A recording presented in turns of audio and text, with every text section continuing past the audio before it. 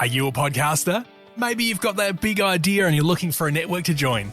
The multi-award-winning Ozcast Network can get your content to eyes and ears all over the world.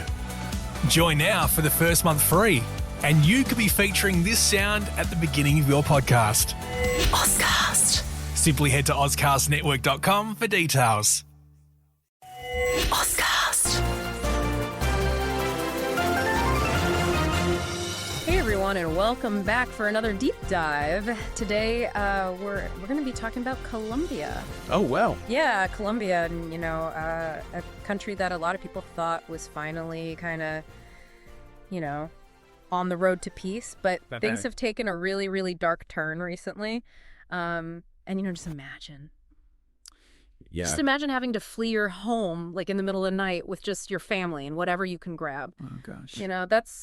That's the reality right now for over 55,000 people in this region called Catatumbo. Just a terrifying thought. It is. And, we've got this incredibly powerful report from Al Jazeera that we're going to be diving into today.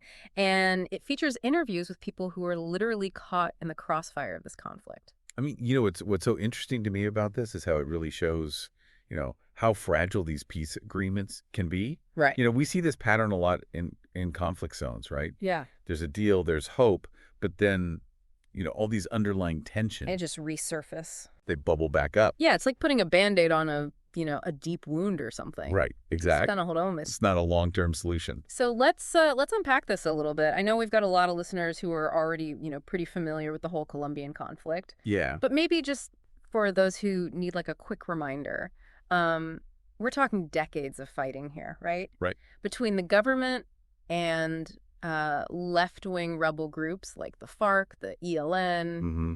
You've got paramilitaries. You've got these criminal networks. It's such a complex situation. It is a mess. Yeah. And, there was that glimmer of hope back in 2016 with that peace deal with FARC. Yeah. But, I mean, clearly things haven't quite settled, have they? No, they haven't.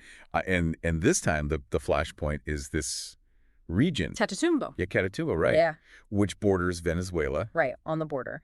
And it's been, sadly kind of a center for coca's production and violence, for years now. Right. Yeah, it's like one of those places where it seems like the trouble just never really goes away. Yeah, unfortunately. So what triggered this mass exodus then? The report mentions clashes between these FARC dissidents, like the ones who didn't sign on to that peace deal, right, and the ELN. Mm-hmm.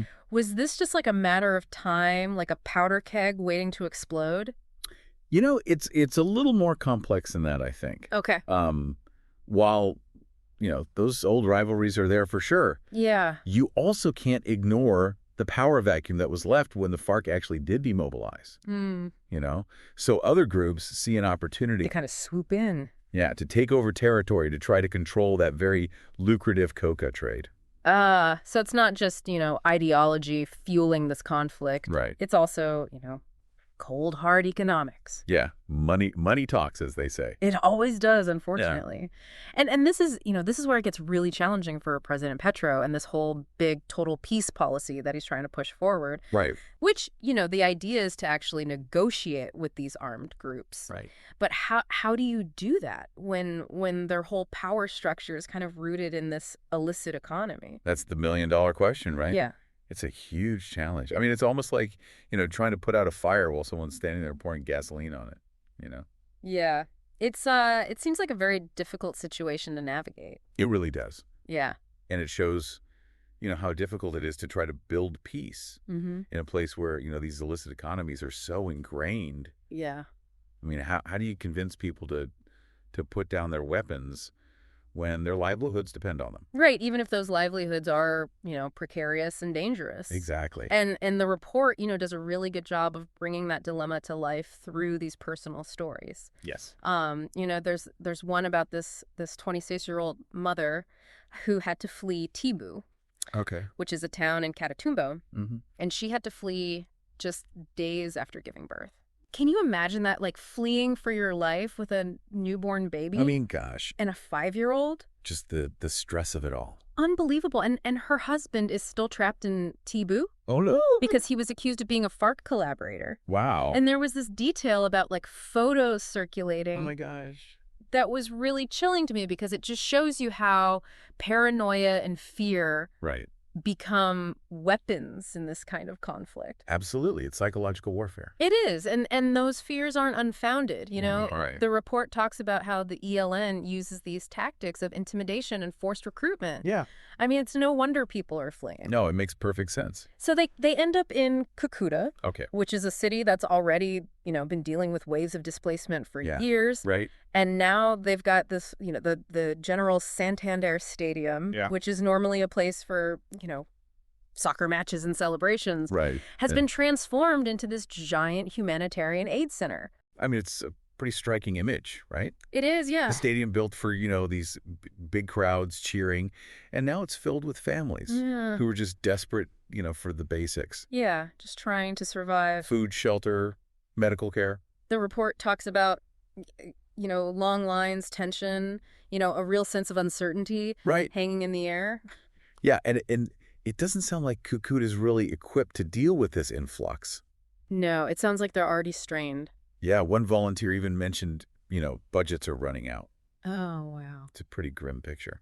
It is. So it's like, while Cucuta is dealing with this massive influx of people, what's happening back in Catatumbo? Well, that's the thing, right? Yeah. That exodus has created a whole other set of problems back there. Right, because it's not like things just stopped. Yeah, it's like this whole crisis has created this ripple effect, right? Yeah. Like it's hitting multiple communities all at once. Yeah, and in different ways. Yeah, you've got families being torn apart, farmers having to abandon their land businesses, closing down. I mean, the report really paints this stark picture of economic devastation. So it's not even just losing their homes. Right. It's losing their entire livelihoods as well. Yeah, they're losing their way of life and that economic instability. Yeah. That just fuels the cycle of violence even more. Right. When people are desperate, they're more likely to turn to things like coca cultivation just to survive. Makes sense. And this is where it gets really, really tricky for President Petro and his total peace policy. Right. He's trying to negotiate with these armed groups. Yeah.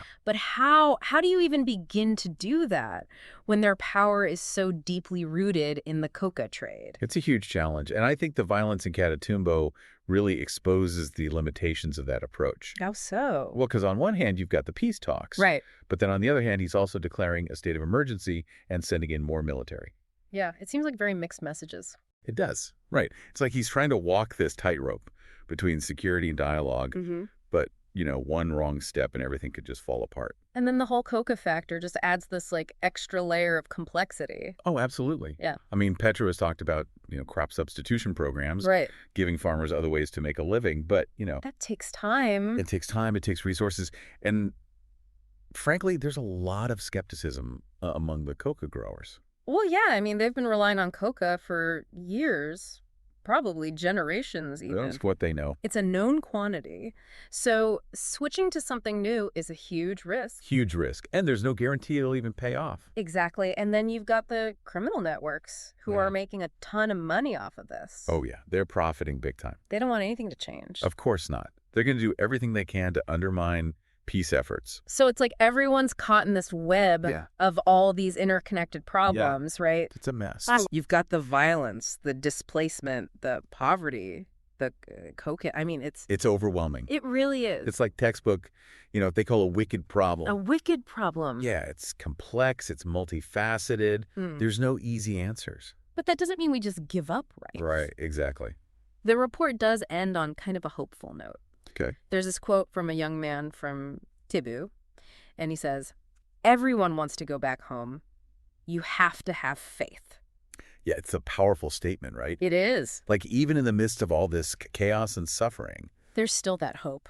Yeah, that human resilience, it's incredible. But hope alone isn't enough, right? No, of course not. Yeah. These people need concrete support. Yeah. From the government, from the international community. So what would that support actually look like, beyond just sending aid to Cucuta? Well, I think it starts with a long-term commitment to development in these regions. Okay.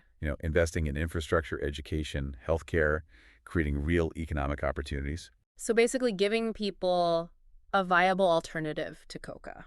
Exactly. Yeah, building a future where they don't feel forced to rely on this illicit trade. But then there's also the security aspect, right? Right. You can't forget about that. You've got to disarm these groups, establish a real state presence, make sure it's actually safe for people to go back. And what about the psychological trauma? Oh, that's huge. Yeah. The report mentions people having nightmares, flashbacks, anxiety. I mean, that needs to be addressed too. Of course. Trauma-informed care, mental health services, all of that is crucial. Yeah, it's like we're talking about rebuilding lives, not just rebuilding homes. Exactly. And it all comes back to breaking that cycle, the cycle of violence, poverty, and displacement. So addressing the root causes, not just the symptoms. Exactly. And that takes a holistic approach. Yeah. It's not just the government. It's civil society, international organizations, the local communities themselves, all working together. So this brings us back to our listener. Right. We've delved into all these intricacies, the human stories, the political complexities. What do we want you to take away from this deep dive? I think the most important takeaway is that peace building isn't a one-time event. Yeah.